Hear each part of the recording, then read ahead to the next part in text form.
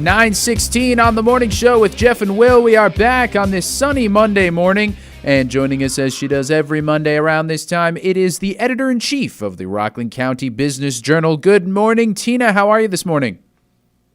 Good morning, Rockland Land. How is everybody out there? Happy Veterans Day to all. Happy Veterans Day indeed. Tina Traster, I'm glad everything is going well thus far. How is the world of Rockland business as you see it? Let's talk about some recent things that we've published. This wasn't last week; it was the week before. But last week I didn't get to talk about this, so I wanted to talk about the Hotel Nyack. This is the brick structure that we see by the Thruway. This was the building that was rehabbed from a manufacturing facility back in 2016. So we're talking about, coming on 9 years. This was going to be something of a new era for Nyack, which, by the way, many, many decades ago was once a place that had was a magnet for recreation and hotels. But it's been a very long time since Nyack's had anything like a boutique hotel, and that's what the promise of Hotel Nyack was back in 2016. But for those who have been following the saga, and it has been a saga, the property has changed hands. It changed its name. It switched up its restaurant brands, I think 2 or 3 times, definitely twice, maybe 3. And it managed to tough it out even through the COVID pandemic. But now the hotel occupancy is hovering between 50 and 60%. And the hotel has hired an attorney to assist in asking the village of Nyack for what's called a text amendment to allow new zoning uses in the existing manufacturing zone. And what that means in simple terms is that the owners, Juniper Time LLC, which is an Arizona-based company that had come here and bought the hotel out of bankruptcy several years ago, I think is now looking at its potential options if they can't make it as a hotel, and that's not been determined, but if they can't make it as a hotel, they are asking for a text amendment to be able to zone that particular property, which is in the manufacturing zone, to include retirement homes, nursing homes, assisted living facilities, and multifamily dwellings. This proposed amendment is still sailing through the approval process in the village of Nyack, but it does seem like it's on track to be approved. Right now, what they can do in that zone, I think it's funny. I think that building is sort of a zone unto itself, but what they can do is they could do hospitals, clinics, or healthcare facilities, manufacturing, and self-storage. Now, the 133-room hotel, as some may recall from a couple of years ago, is actually operating under a Hyatt flag, Hyatt Joie de Vivre. It originally was a totally independent boutique hotel. And, the sort of philosophical promise of that hotel when it was first opening was that there would be sort of a lot of connection between that hotel and the village itself, that the hotel would become, very, very germane to tourism. And I think not only, for Nyack or the river towns, but even for the county at large. I'm kind of hard-pressed to think of anything else in the entire county that genuinely would qualify as a boutique hotel, as sort of a single property boutique hotel. And for those of us who get out a lot, we know that, boutique hotels are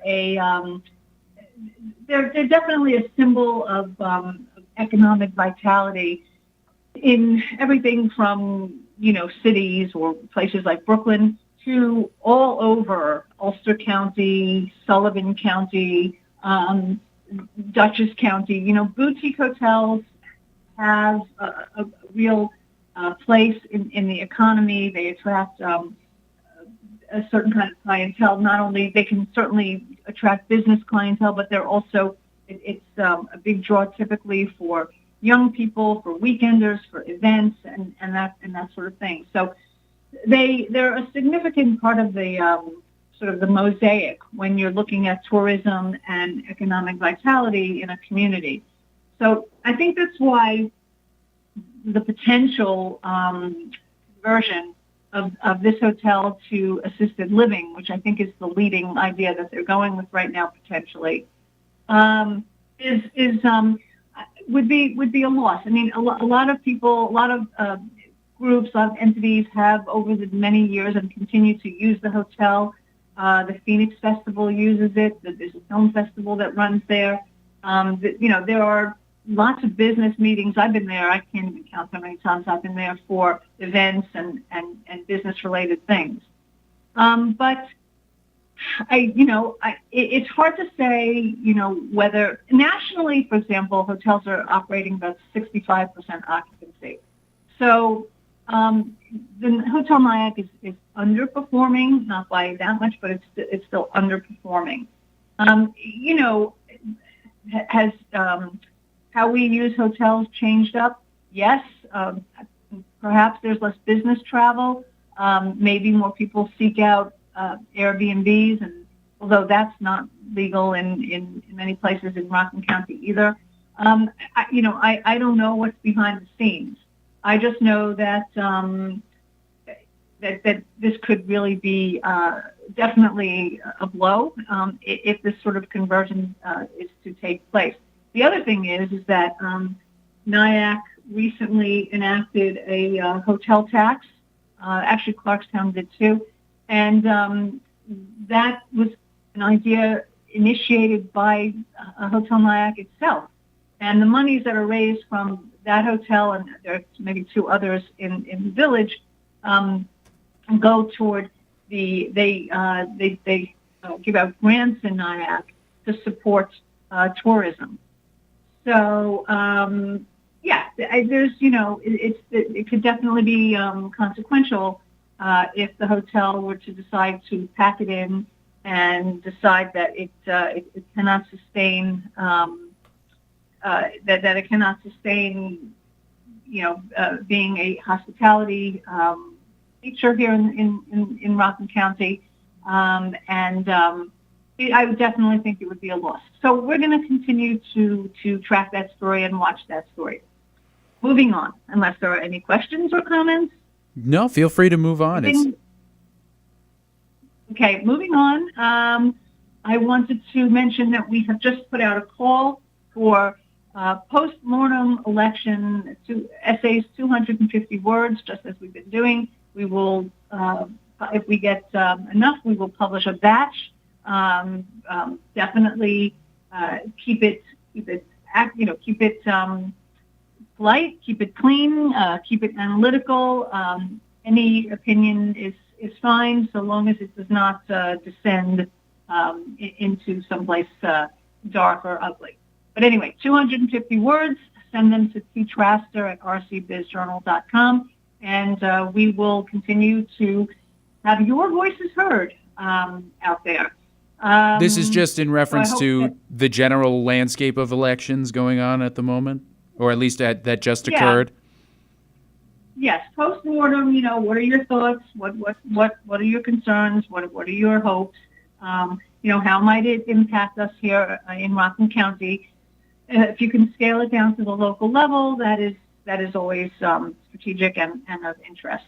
So putting that out there now and hoping to inspire, at least a half a dozen people who will,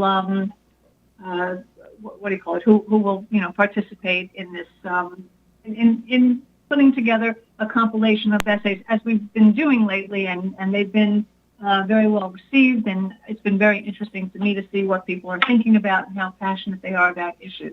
Mm-hmm. Speaking of passion, did you have anything to say? Oh, I was just going to ask. It was an excellent transition, so I hate to interrupt it, but you did say the details for this call for the essays are on the website. Are the rules in we there? Sent around. Yeah, we sent around an email yesterday, and actually we'll send around another one today. And maybe in fact we'll put something on our Facebook page. So Gotcha. It's pretty simple. It's just 250 words. You can isolate one issue to see how you think one issue will play out in the next 4 years, whether it be good or bad, or at least as long as you keep it polite and civil. That's the only real true guideline. Gotcha. I wanted to mention something that we covered that was a little bit farther afield than Rockland County. But we wrote about something called the International Museum of Dinnerware Design. Now, this was a small museum that's just opened up in Kingston, in what's known as Midtown. And if any of you out there know about Kingston, you know that Kingston sort of is divided in three parts. There's the Uptown or Stockade District, very hip, very, very, very vibrant, place of great history and big revival. Same with the Rondout District, right there on the Rondout Creek, and with the boats and sort of the seafood restaurants and others. Those two areas are very, very, again, we're talking about tourism. They're very rich in tourism and economic vitality. The middle part of Kingston, Midtown, is now, it seems, really pulling itself up. And one of the new additions is this very interesting museum that opened up called the International Museum of Dinnerware Design. I urge people to just go ahead and read the story. It's a small museum, but it's a seriously curated museum from a real professional who's been around the collectors and the curator industry for decades. And I think what's interesting also about this is she opened up a space that's right near the Holograph Museum, and also a new building that's coming for the CPW, which is a photography center, which just bought a 40,000 square foot building. So you've got this. My point being is that you've got this cluster of sort of tourism-worthy entities that are all, participating in the arts in one way or another, and it starts to create this sort of a critical mass where, this is how neighborhoods change. When you've got the arts, or you've got antiques, or you've got a focal point of interest, this is when others want to be there too, and this is when the coffee shops start to open and the bookstores start to open, and then you've got the foot traffic, and then you've got economic vitality. And that is just always something that is of interest to me. It's something that I watch and monitor here in the county. And so, Dinnerware Museum, just an interesting piece, a really interesting woman, interesting concept, and an interesting addition to Kingston, and a good way to stimulate the local economy. It's a wonderful sentiment. Well, we do appreciate that, of course, and thank you so much, Tina Traster of the Rockland County Business Journal, for joining us as you do each and every week in this segment. We do appreciate your insight onto the business world.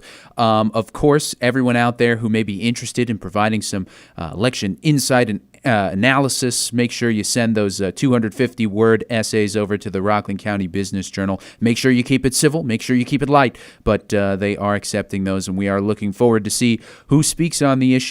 Thank you again, Tina Traster. Make sure everybody out there, you go check out the Rockland County Business Journal at RCBiz. That's RCBIZ journal.com, rcbizjournal.com, or you can check out their Facebook or Twitter. We do appreciate that as well. Thank you so much once again, Tina Traster, Editor-in-Chief of the Rockland County Business Journal. Have yourself a great week.